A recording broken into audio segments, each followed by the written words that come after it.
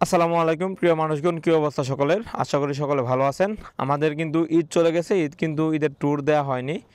আমরা আজকে বের হয়ে যাচ্ছি ঈদের ট্যুরে। সবাই মূলত অপেক্ষায় ছিল কবে ট্যুর দেওয়া হবে।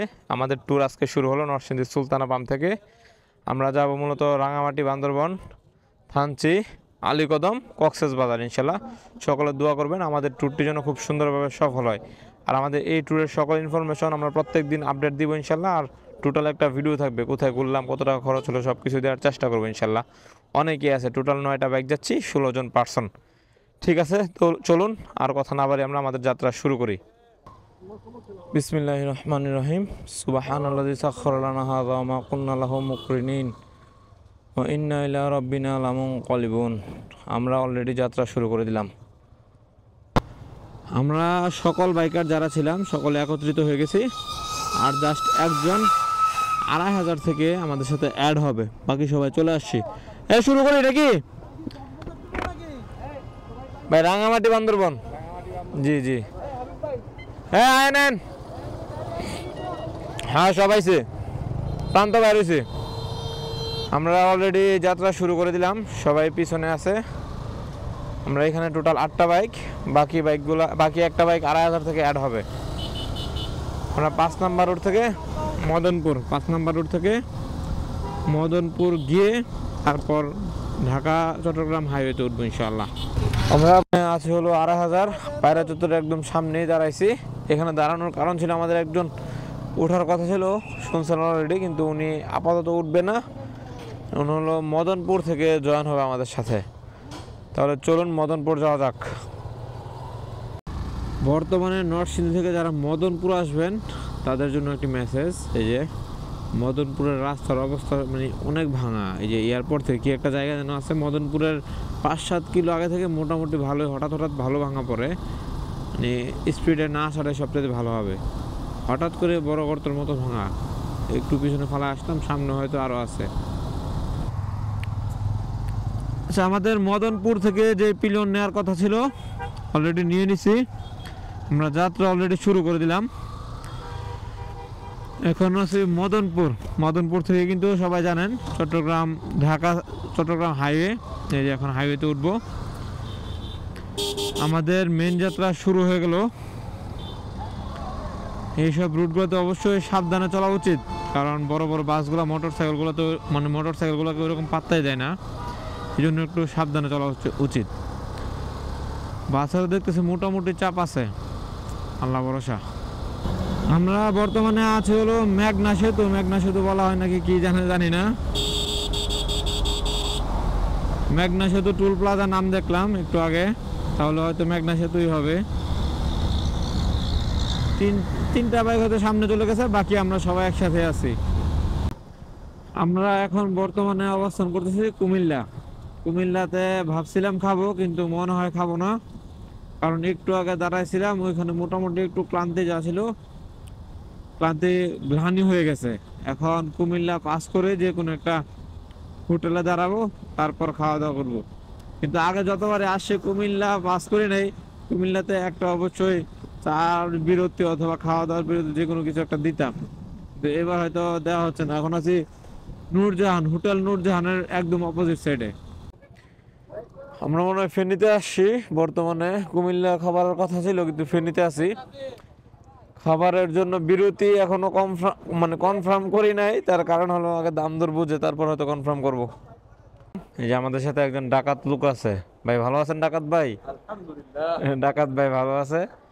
আমাদের খাওয়ার দাওয়ার এই হোটেলে সারলাম, খাওয়া দাওয়া শেষ। এখন সবাই প্রস্তুতি নিয়ে আছে, বাইরে কিছু ওয়েট করতেছে আমাদের জন্য। এখনই বের হবো, আর টাইম নিব না। আর হয়তো একটা নিয়ে আশা করি চট্টগ্রাম চলে যাবো ইনশাল্লাহ। সবাই যাওয়ার জন্য প্রস্তুত হয়ে আছে।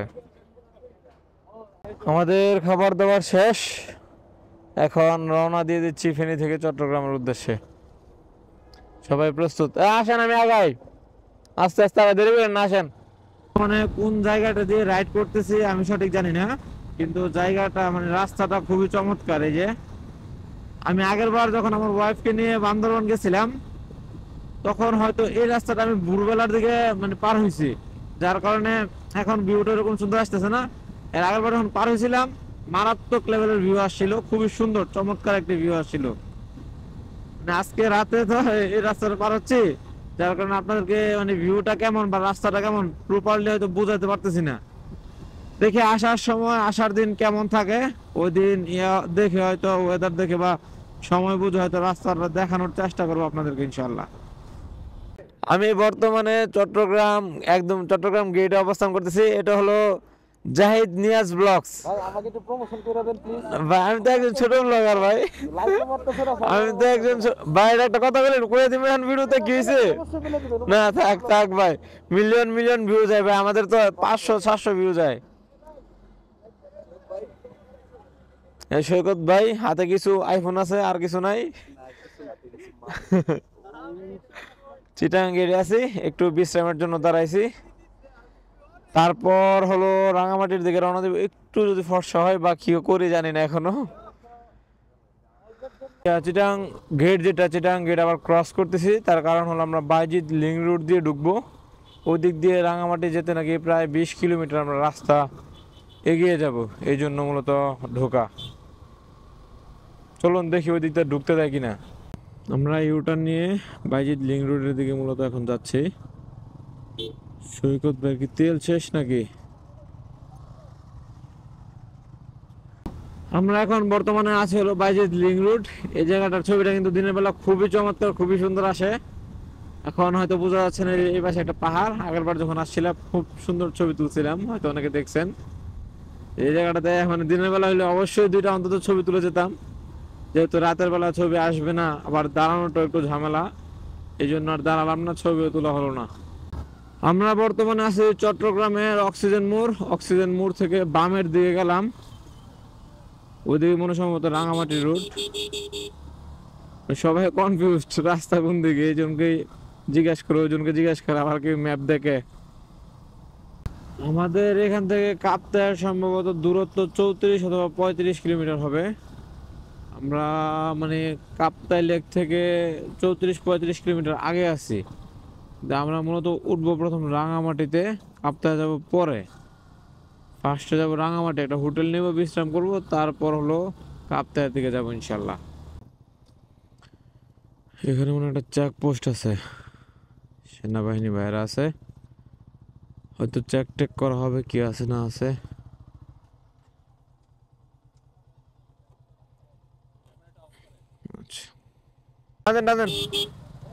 আমাদের মূলত একটা চেক পোস্ট ছিল, ভাইরা জাস্ট আমাদের ছবিটা তুলছে, আর কোনো নাম টাম বা কোনো কিছু জিজ্ঞাসা করা হয় নাই, জাস্ট ছবি তুলে আর বলছে যে মাইন্ড করে না, দুঃখিত।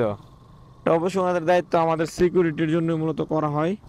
যাই হোক, কোনো ঝামেলা হয় নাই, বা আইডি কার্ড চাই না, আইডি কার্ডের ফটোকপিটা আমি করি না এখন পর্যন্ত। এটা মনে হয় রানীর হাট। হ্যাঁ অবশ্যই, আমি এই যে রেকর্ড কিন্তু হয়ে গেছে দাদু। কাকা এটা কি রানীর হাট? হ্যাঁ এখন আমরা বর্তমানে আছে হলো রানীর হাট। কাপ্তাই যাইতে বেশি টাইম লাগবে না, এই জন্য এখানে একটু বিরতি নিয়ে একটু ফর্সা হলে তারপর কাপ্তাইয়ের দিকে রওনা দেবো। চা খাবো, এখন চা খাওয়া শেষ করে রওনা দিয়ে দেবো কাপ্তাইয়ের উদ্দেশ্যে। আমাদের চার বিরতি শেষ আর বুড়ো হতে শুরু করেছে। আমরা এখন রানীর হাট বাজার থেকে রাঙামাটির উদ্দেশ্যে রওনা দিয়ে দিলাম।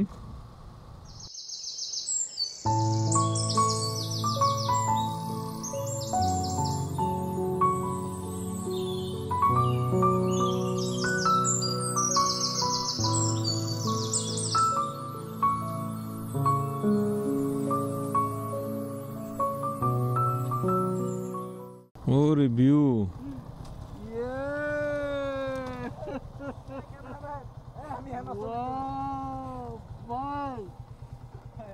এটা হলো রাঙ্গামাটি ঢোকার আগে একটা চত্বর, সেনাবাহিনীদের কোনো চত্বর এরকম কিছু হবে, আমার সঠিক জানা নাই, দেখে মনে হলো। যদি কেউ জেনে থাকেন তাহলে অবশ্যই কমেন্ট করে আমাদেরকে জানিয়ে দেবেন, তাহলে হয়তো আমরাও জানতে পারবো যে এটা কি চত্বর বা কেন বানানো, উদ্দেশ্য কি, সবারই জানার দরকার আছে। যেহেতু জানি না, অবশ্যই কমেন্ট করে জানিয়ে দিবেন। এটা হলো রাঙামাটি শহরের আরো একটি সৌন্দর্য। এই যে সকালবেলা এদিক দিয়ে একটি লেকের মতো আমার এদিক দিয়ে একটি লেক, ওই পাশে একটা ব্রিজ আছে লেকের ওই পাশে, আর লেকের মাঝখান দিক দিয়ে হলো রাস্তা।